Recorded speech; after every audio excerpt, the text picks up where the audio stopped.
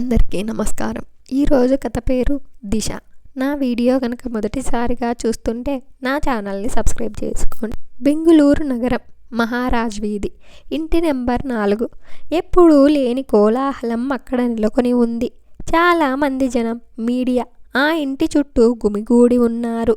ఇంతకు ఆ ఇల్లెవరిది, ఎందుకు హడావిడి వీధిలో? వివరాల్లోకెళ్తే బెంగుళూరు నగర పాలక సంస్థ ఎన్నికలు ఉత్తర్వులు వెలువడ్డాయి.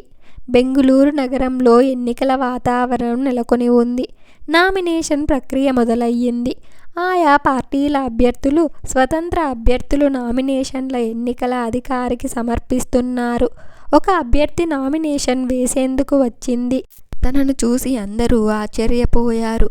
ఇంతకీ ఆమెవరు? ఆమె కథ ఏమిటి? గీత. బెంగుళూరు నగరంలో ఒక మధ్యతరగతి కుటుంబంలో పుట్టిన అమ్మాయి. సాఫ్ట్వేర్ చేస్తూ కుటుంబానికి తోడుగా ఉంటున్న అమ్మాయి. తండ్రి ఆరోగ్యం సరిగా లేక, ఉద్యోగ లేక కుటుంబ భారం గీతాపై పడింది. తాను సంపాదనపైనే నడిపిస్తుంది.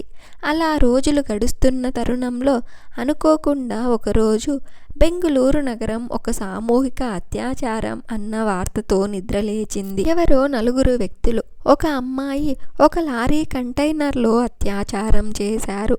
కొన ఊపిరితో ఉన్న అమ్మాయిని పోలీసులు ప్రభుత్వ ఆసుపత్రికి తరలించారు. పోలీసులు కేసు నమోదు చేశారు. నగర కమిషనర్ కేసు వివరాలు తెలియచేస్తూ, అత్యాచారం చెయ్యబడ్డ అమ్మాయి పేరు గీత, సాఫ్ట్వేర్ ఎంప్లాయీ. నిన్న రాత్రి తన డ్యూటీ ముగించుకొని ఇంటికి వెళ్తున్న సమయంలో ఈ ఘటన జరిగిందని ప్రాథమిక దర్యాప్తులో తెలిసింది. కేసు నమోదు చేశాం, నిందితులను పట్టుకున్నాం, వారిని రిమాండ్లో ఉంచి విచారణ జరిపి న్యాయస్థానానికి అప్పగిస్తాం. అమ్మాయికి చికిత్స జరుగుతుంది, అతి త్వరలో కోలుకుంటుందని వైద్యులు చెప్తున్నారు. మహిళా సంఘాలు, స్వచ్ఛంద సంస్థలు జరిగిన సంఘటనపై ఆందోళనలు, నిరసనలు చేపట్టాయి. బాధితురాలికి న్యాయం జరగాలని కమిషనర్ కార్యాలయం ముందు నిరసనలు చేపట్టాయి. కొన్ని రోజులకు గీత కోలుకుంది. కోర్టులో కేసు విచారణకు వచ్చింది.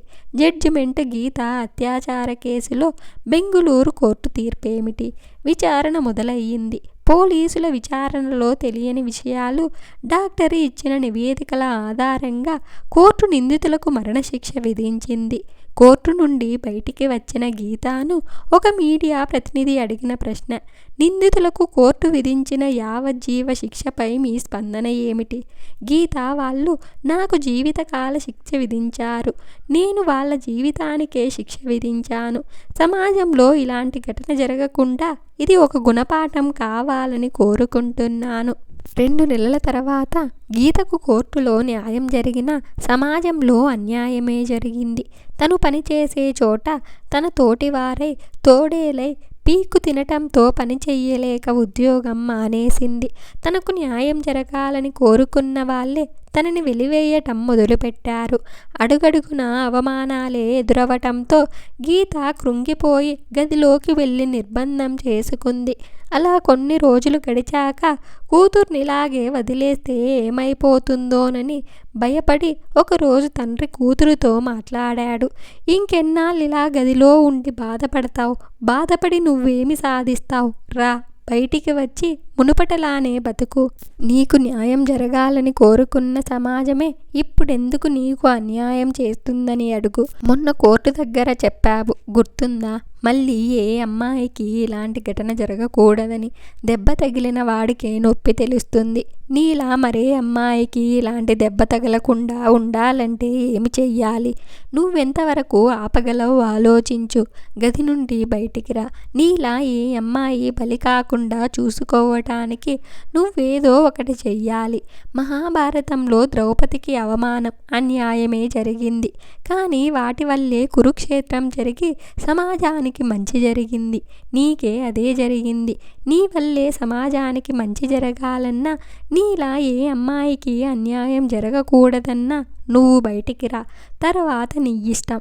2 రోజుల తర్వాత గీత బయటికి రావటం, ఎన్నికలలో నిలబడి పోటీ చేయాలని నిర్ణయించుకోవటం జరిగింది. తన స్నేహితులతో కలిసి నామినేషన్ వేసింది. గీత నామినేషన్ వేయటం బెంగుళూరులో ఒక హాట్ టాపిక్ అయ్యింది. 10 మందితో కలిసి ప్రచారం చేసి అనేక విషయాలను ప్రస్తావించి అనేక మంది అమ్మాయిలకి స్ఫూర్తిగా నిలవటంతో గీతతో నడిచేందుకు అనేక మంది మహిళల గీత నేతృత్వంలో నామినేషన్ వేసి దేశమంతా బెంగుళూరు ఎన్నికల వైపు చూసేలా చేశారు. బెంగుళూరులో జనాల సమస్యలను తెలుసుకుంటూ వాటి పరిష్కారాలను గీత ప్రచారం జరిగింది. ఎట్టకేలకు బెంగుళూరు నగరపాలక సంస్థ ఎన్నికల రోజు రానే వచ్చింది. ముందెన్నడూ లేని విధంగా ప్రజలు ఓట్ల శాతం నమోదయ్యింది. ఎన్నికల ఫలితాల రోజు ఉదయం నుంచే ఓట్లు లెక్కింపు మొదలయ్యింది. యావత్తు దేశం బెంగుళూరు ఫలితాల కోసం ఎదురు చూస్తున్నాయి. సాయంత్రం పూర్తి ఫలితం విడుదలయ్యింది. గీతతో పాటు అనేక డివిజన్లో పోటీ చేసిన అభ్యర్థులందరూ విజయం సాధించారు. గెలిచిన వారందరూ గీతానే తమ పార్టీ మేయర్గా ఏకగ్రీవంగా ఎన్నుకున్నారు. ఒకప్పుడు అత్యాచారానికి గురైన గీత ఇప్పుడు బెంగుళూరు నగరానికి మేయర్గా ప్రమాణ స్వీకారం రోజు ఎప్పుడూ లేని కోలాహలం అక్కడ నెలకొని ఉంది. చాలామంది జనం, మీడియా ఆ ఇంటి చుట్టూ గుమిగూడి ఉన్నారు. తన అమ్మా నాన్న ఆశీస్సులు తీసుకుని ప్రమాణ స్వీకారానికి బయలుదేరింది గీత. బెంగుళూరు నగర అమ్మాయిల రక్షణ, నగర ప్రజల సుఖ సంతోషాలైన ధ్యేయంగా పనిచేస్తానంటూ ప్రమాణ స్వీకారాన్ని ముగించింది. తన తండ్రి చెప్పినట్టు తనకు జరిగిన అన్యాయం మరే అమ్మాయికి జరగకుండా బెంగుళూరు నగరంలో అమ్మాయిల రక్షణకు అనేక మార్పులు తెచ్చింది.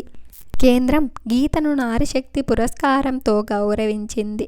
ప్రచండ శక్తిని నిలుపుకొని ప్రపంచాన్ని నడిపిస్తున్న మగువల అందరికీ పాదాభివందనాలు. ఈ వీడియో కనుక మీకు నచ్చినట్లయితే ఒక లైక్ చేసి స్టోరీ ఎలా ఉందో కామెంట్ చేయండి. నా ఛానల్ సబ్స్క్రైబ్ చేయకపోతే వెంటనే సబ్స్క్రైబ్ చేసుకోండి.